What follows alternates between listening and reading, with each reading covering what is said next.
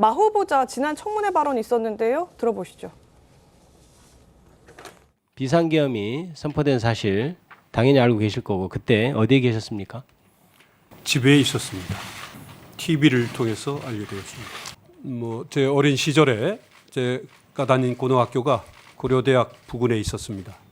79년에 12.6 사건이 있고 그 이후에 12.12 등 비상계엄이 확대되어서 고려대학교 앞에 장갑차가 있는 장면들, 그런 장면들이 상기가 되었습니다. 이게 정상적인 상황이라고 생각되셨나요? 대단히 놀랐다는 말씀을 올립니다. 네, 지금 마은혁 후보자 과거에 민노당 관련 사건, 국회를 불법 점거했던 민노당 사건에 대해서 기각을 시켜줬고 노회찬 전 의원에 대해서 또 후원금을 지급한 사실이 드러나면서 네. 편향적인 인물이다 이런 논란을 받아왔는데 이런 후보에 대한 여야 합의도 없이 일방적으로 했다라는 것이 문제가 지금 되고 있다 이런 얘기인 거잖아요, 김기흥 대변인. 맞습니다. 이분이 저는 하나 결정적으로 문제라고 보는 게 뭐냐면 후원금을 이회찬 전 의원의 후원금을 준 게 2009년입니다. 네. 근데 2009년에 어떤 판결을 내리냐면 그 민노당 당직자들이 국회 로텐더를 점거를 했어요. 민주당 당직자가 같이 하다가 민주당 당직자들은 자진 해산했습니다. 네. 근데 끝까지 있다고 해서 검찰이 공소를 제기했습니다. 근데 그거를 차별이라고 생각을 해서 공소 기각을 했어요. 근데 항소심하고 대법원에서 그거를 어떻게 보면 이제 그 마은혁 재판관의 어떤 결정에 대해서 반대 의견을 냈습니다. 근데 이분이 이번에 청문회 과정에서 뭐라고 얘기하냐면 가장 아쉬웠던 판결이 뭐냐 그걸 얘기를 하니까 그때 판결을 언급하면서 본인의 어떤 지혜가 부족해서 바꾸지 못했다 얘기를 하거든요. 네. 그렇다면 본인의 어떤 1심 판단이 대법원에서 바뀌었는데도 불구하고 대법원 판결을 인정 못한다는 어떤 의견입니다. 그러면 대법원 판결마저도 인정하지 못한 사람이 헌법재판관이 되느냐 이 부분에 대해서는 문제 제기할 수 있는 거죠. 그렇기 때문에 정치적인 편향을 떠나서 본인의 어떤 신념이 너무 강하다. 그러다 보니까 최종심의 결정까지 못 바꾼다고 한다면 이 사람의 어떤 정치적인 어떤 이력과 그런 신념이 네. 앞으로의 어떤 판단에도 나올 수 있다. 그런 부분을 저희가 우려하는 거죠. 그래서 그런지 윤석열 대통령 변호인단 측에서도 어제 선고 이후에 즉각적으로 반발했습니다. 화면 함께 보면서 설명드리겠습니다. 자, 헌재가 정족수 6명을 확보하기 위해서 정치적인 꼼수를 썼다는 게 윤 대통령 측의 입장입니다.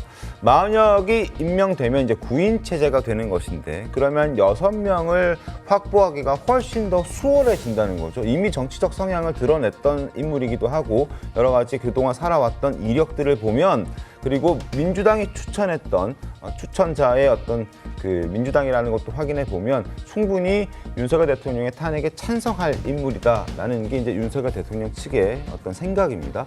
그리고 지명 주체별로 보시면 지금 정영식 재판관 윤 대통령이 임명했고 조한창 재판관 국민의힘이 추천했습니다. 김복형 재판관 조희대 대법원장의 추천 몫이었습니다.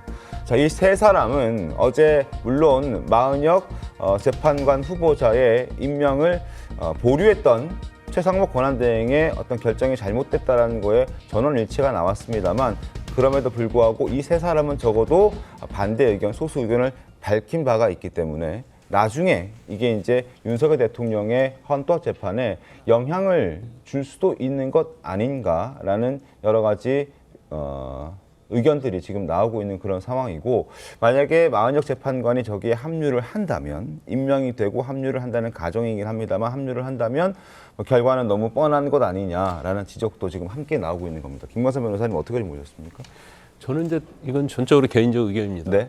만약에 마은혁 후보자가 재판관 임명이 돼서 합류를 하게 되면 탄핵이 기각될 가능성은 현격히 줄어든다. 네. 경우에 따라서 0%도 될 수 있다고 저는 그렇게 보는 사람이에요. 그래서 마은혁 재판관이 합류하느냐 하지 않느냐가 굉장히 탄핵에 있어서는 중요한 변수가 될 수 있다 이렇게 봅니다. 근데 이제 헌법재판관은요 이념적으로 자기 어떤 좀 강한 이념을 가진 사람이 임명될 수밖에 없어요. 네. 그 이유가 뭐냐면 일단 국회에서 3명 임명하잖아요. 그러면 여야 1명씩 하면 보수와 진보다고 한다면 자기 성향 있는 사람 당연히 추천하겠죠. 네. 자, 대통령도 진보 측에서 나온 대통령이냐 보수 측에서 나온 대통령에 따라서 자기 목 3명을 보수 아니면 진보 성향을 가진 사람을 추천할 수밖에 없어요. 그다음에 대법관도 마찬가지죠. 대법관은 누가 임명합니까? 대통령이 임명해요. 그럼 대통령이 보수 측이면 보수 성향을 가진 대법관장을 임명하죠. 그리고 진보 측이면 진보 측의 성향을 가진 사람. 그래서 이념적으로 상당히 성향이 강한 사람들이 재판을 될 수밖에 없는데 네. 마흔역 재판관은 어떤 문제가 있냐면 자, 성향도 사실은 극단적이고 극우나 극좌에 있는 사람을 임명하면 안 돼요. 그러니까 성향 가까운 사람을 임명할 수 있겠죠. 근데 이게 도가 지나친 사람을 임명하게 되면 헌법재판기관이 헌법 수호기관인데 경우할 때는 너무나 이념적으로 가버리면 헌법 수호라는 미명 아래 결정이 왜곡될 수 있는 경우가 생기는 거예요. 네. 그래서 이념 성향에 있어서 상당히 중도 성향이 있는 사람들을 임명해야 하는데 마흔역 재판관이 이제까지 살아온 걸 보면 제가 볼 때는 거의 사회주의자에 가깝다는 생각이 들어요. 개인의 의견이십니다. 네, 그 인민노련이랄지 여러 가지 그런 것들이 있는데 특히 아까 우리 김 대변인께서 얘기했지만 그 민노당 보좌관들 12명 기소한 사건이 있었잖아요. 이거 자체가 아마 공수기의 공소권 남용으로 된 것 같은데 판사가 공소권 남용으로 공수기가 하는 경우는 거의 없습니다. 네. 근데 유무죄가 아니고 그냥 기소가 잘못됐다고 해가지고 판단하지 공수기각을 해버렸어요. 그게 항소심 대법원 가서 뒤바뀌었거든요. 그 정도의 어떤 걸 가지고 있다는 것은 뭔가 판사 임용되기 전에 어떤 사회주의 운동이 한 그것이 연장선상이 아닌가. 네. 그러면 그런 생각이 지금도 이루어지고 있다고 보고 또 여러 가지 뭐 최근에 어떤 그런 것들을 보면 그런 성향을 가지고 있는데 너무 상당히 이제 그 이념의 스펙트럼에서 왼쪽이 많이 가 있는 사람이기 때문에 사실은 임명이 돼서 합류를 하게 되면 이거 자체는 이제 윤 대통령 입장에서는 굉장히 불리한 상황으로 갈 수밖에 없다 이렇게 봅니다. 알겠습니다. 지금 이 다시 칼자루를 쥐게 된 건 바로 최상목 대통령 권한 대행이겠죠. 네. 여야는 압박 각자 입장에서 압박을 하고 있습니다. 양측의 목소리 들어보겠습니다. 헌재가 헌재다움을 포기한 것이다. 저는 그렇게 생각을 하고 있습니다. 그리고 마흔역 후보자에 대한 고난적인 심판이 그렇게 시급한 사안 아닙니까? 결국은 우리법 연구회 출신의 헌법재판관들이 주축이 되어서 이 문제에 대한 결론을 내렸다. 저는 그렇게 생각을 하고 있습니다. 최상목 대행은 헌법과 상식에 따라 당연히 해야 할 의무를 저버린 책임을 져야 되지 않겠습니까? 즉각 국민께 사죄하고 오늘 즉시 마흔역 재판관을 임명하십시오. 네, 시급한 사안이냐 임명해라 양측의 입장 이렇게 엇갈리고 있는데 아마 이 마흔역 재판관 임명 일정에 따라서 지금 여야의 상황의 유불리 각자 다르기 때문이 아닐까 싶습니다. 저희가 지금 상황적 모습 소개해드리도록 하겠습니다. 만약에 마흔역 재판관을 포함해서 헌법재판소가 구인 체제를 갖추게 된다면 일단 국민의힘 입장에서는 윤석열 대통령 탄핵이 인용될 확률이 말씀드렸던 것처럼 올라가게 되겠죠. 진보 성향의 마흔역 재판관이기 때문에. 그래서 윤석열 대통령에 대한 파면 가능성도 올라갈 수 있다. 여당 입장에서는 불리하다. 이런 관측 나옵니다.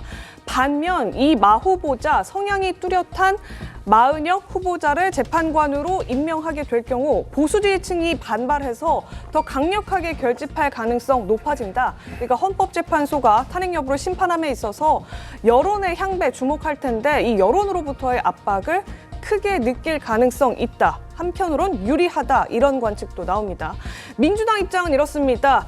탄핵 헌법재판소 정족수를 확보해서 그러니까 앞서 소개해드린 6명 인용을 시키기 위한 6명 정족수를 확보하고 윤석열 대통령 파면 가능성이 높아진다. 유리하다 보고 있고요.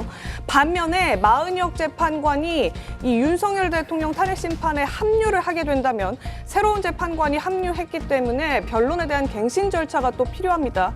그러면 윤석열 대통령 탄핵 여부에 대한 선고 자체가 늦어지게 되고 이는 곧 이재명 대표 사법 리스크 그러니까 선거법 항소심 선고 등보다 늦어지게 될 경우 이재명 대표의 결격 사유가 더 부각될 수 있다. 그래서 불리하다. 이런 관측도 지금 같이 나오고 있는 그런 상황입니다. 최상목 권한대행의 머리도 아마 복잡할 겁니다. 본인이 결정을 해야 할지 말아야 할지, 그리고 한독수 총리의 어떤 복귀 여부도 조만간 금명간 나올 가능성도 있기 때문에 본인이 결정하지 않고 시간을 조금 딜레이 시킬 수는 있을 것 같은데 상황을 좀 지켜보겠습니다.